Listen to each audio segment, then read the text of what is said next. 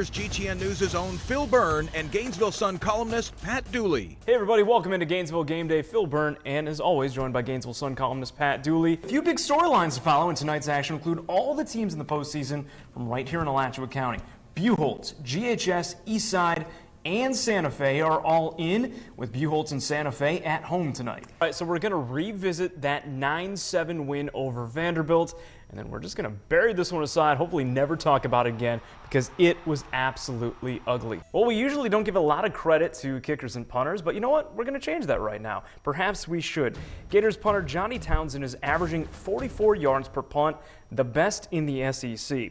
He's got two big tasks on his hand in year one. One is improving the Gators offense. It just wasn't good enough last year under Donovan.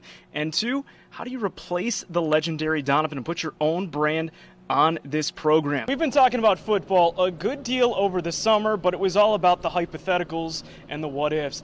Finally, on the eve of training camp, we actually have some tangible football that we can talk about. Two undefeated teams set to take the primetime stage in Death Valley in Baton Rouge tomorrow night. Now, most figured the LSU Tigers would be in this spot with the success that they have had in recent memory, but not the Florida Gators with the struggles in the last couple of years and ultimately leading to Muschamp out, McElwain in. This season has been a Cinderella story so far for UF, but this week has been anything but, more of the nightmarish variety. But if history is any indication, we'll be in for a special game tomorrow night. From inside the Georgia Dome, I'm Phil Byrne. Now, of course, when you think about the SEC, you think about all the great players, the great teams, the great coaches, the great voices. The voice of the SEC is Verne Lundquist. You hear him every single week on CBS. I had the great opportunity of sitting down with him earlier this afternoon and breaking down this SEC championship game, and here's his thoughts. Welcome to Orlando, everybody, where earlier this afternoon the Florida Gators, of course, fell short to the Michigan Wolverines here at the Citrus Bowl, 41-7. Over the course of the next 15 minutes, we'll break down this game, this season, and even give you a sneak peek of what to expect in the fall of 2016. We'll kind of look into our crystal ball, so to speak. But first, let's break down what went down in Orlando. Yeah. Entering the game, so much was made about the two coaches, but eventually this one had a chance to play out. Out of the gate, Treon Harris hits Antonio Callaway for a gain of about 25 and into Michigan territory. 2 plays later, Treon Harris looks to the air again, but DeMarcus Robinson fails to bring the ball down over the tight coverage of Michigan's secondary. Tough luck play right there. But Jim McElwain rolls the dice with the dentist in to kick the field goal, not Austin Hardin. It's an obvious fake, and U of M is ready for it, stuffing the play. Michigan with the ball now as runner Devion Smith is a load to bring down. He gallops into the Gators' yard with a sizable gain right there. Wolverines' drive is capped off with a 6-point strike as Drake Johnson gets in the end zone for the game's opening score from 4 yards out.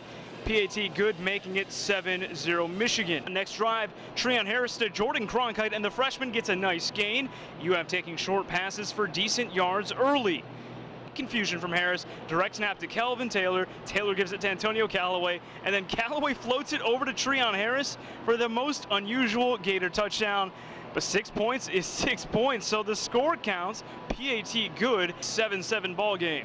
Second quarter, Michigan goes to the air as Jake Rudock pump fakes, drawing in Vernon Hargraves, allowing receiver J.U. Chesson plenty of space and time to haul in the touchdown for another 7-point strike after the PAT. Michigan would add a field goal before halftime, and they led at intermission 17-7. Gators looked ill-prepared to start the second half. Treon Harris getting dumped to the ground as tackle David Sharp got beat badly. Gators gave the ball back to Michigan, and Jake Rudock again continues to make the Gators secondary pay. Vernon Hargraves getting beat deep this time by Michigan's J.U. Chesson. 2 plays later, the Wolverines take it in out of the I formation to make it 31-7. Not much better a few plays into the fourth quarter either. As Drake Johnson scores his second score of the game from 8 yards out off the pass from Rudock, 38-7 in the fourth, when it was officially declared ugly. Tough loss to end the season on for Florida. Here's Coach McElwain after the game. The case of getting your rump kicked in, that's what it was. Our energy was good. We came out and played inspired football. Just call it the way it is. They out-physicaled us, guys. No doubt about it.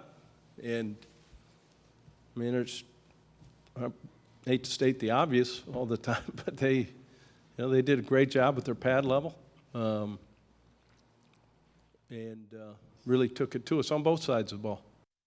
McElwain absolutely right in that press conference right there, talking about how Michigan out-muscled Florida. It seemed that way from the second quarter on, and the stats were just as ugly as those highlights. Treon Harris, 8 of 21 for 146 yards, 1 pick, 0 touchdowns. Kelvin Taylor, he finishes his Gator career 11 rushes for 55 yards. Antonio Callaway, 5 receptions for 75 yards. But the most telling stat of them all, total yardage, Michigan absolutely dominated here. 503 total yards to the Gators, just with 273. Not good. That was really quite ugly to witness firsthand. You don't become the all-time leading goal scorer in women's soccer history by accident. In fact, everything that Abby Wambach has done, she's most definitely earned. And now the former Florida Gator is back here in the state of Florida, preparing for an international friendly match against France. Time and time again, Abby has delivered on the pitch for Team USA, but those who know her best call her both a leader and a role model. Abby's a true leader, and she really leads not only with what she says, but by example. And I've really learned a lot from her in these last couple of years. I'm happy to be back with the national team, a lot due to her, because she, she does motivate me so much. You know, she's just done so much and been such a tremendous player that, by her actions and by the way she conducts herself. So she's both a role model, verbally, and also by just how she, how she acts and the professionalism that she has. While her game has taken her to every corner of the globe, she still has a special connection with Gator Nation. I knew when I was there that I bled orange and blue. I didn't know that it would continue throughout my whole life. Interestingly enough, any Florida airport I've flown into, I'm walking down the airport hallway and it's go Gators, go Gators. Anytime I fly in the Atlanta airport, you see somebody that is from Florida or flying to Gainesville. It's just special to have a community that has followed you, that believes in you. And I know they're always going to be there for me. So it's been fantastic. Really proud of the women's softball program for bringing home their first national championship. I'm watching, all the alumni are watching, texting, tweeting, whatever it is. It's a special thing. It's a special place to have gone to school and to say that, I bleed orange or blue. Now we'll just have to see if the Gator great can lead Team USA to one more international victory. Reporting from the USF soccer grounds here in Tampa, Phil Byrne, GTN Sports. To get from this to this, the hours and work begin well before game day. Brian Flood is with the University Athletic Association and is in charge of game day operations. What can we do here at the Swamp to make a game day experience better for fans, for people visiting teams coming into our stadium? The experience that fans receive at the Swamp is second to none in college athletics, but far too often the 90,000 strong sitting in the stands take for granted the hours and workforce required to make the Swamp, well, the Swamp. We'll get in Saturday morning about 7:30.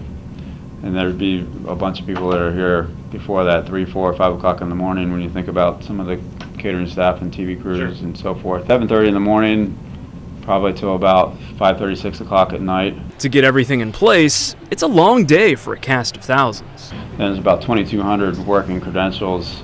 So that's everything from the, obviously the two teams have some credentials that they use on the sideline and bench credentials and so forth, but then you have concession staff, which is a big number of credentials. You think about all the concession stands in the stadium, and they each have, X number of workers in each one. They all have a past, credential working the game. The game day operations crew oversees more than just the setup and teardown on game day. Flood plays a vital role once the ball is kicked off and makes sure that everything can go smoothly even when the unthinkable happens, like a rained-out Idaho game in 2014. And we see like another storm starting to brew, like a little isolated thunderstorm, and it's got lightning in it, and sure enough, lightning strike at like 6.7 miles or 8 miles, whatever, within our radius. And so I have to run out to Matt Moore, was a referee from the SEC that night, and Matt, sorry, we got to bang it right now. And so we're back in, and in the night, the athletic directors of the conference office and the head coaches just made the decision. It was probably, and the university presidents were involved as well at that point. At the end of the day, it just wasn't happening that night, and it was a really unique experience for everybody involved. But the Swamp is only as good as the people inside of it. Flood and his crew ask for feedback. Make sure everybody's happy, and we take, we love getting feedback from fans, whether it's email or phone calls, and following up, try to make a, positive experience when they're here. The swamp may be where only Gators get out alive, but the tireless work of thousands helps make it the heartbeat of the Gator Nation. Phil Byrne, GTN News.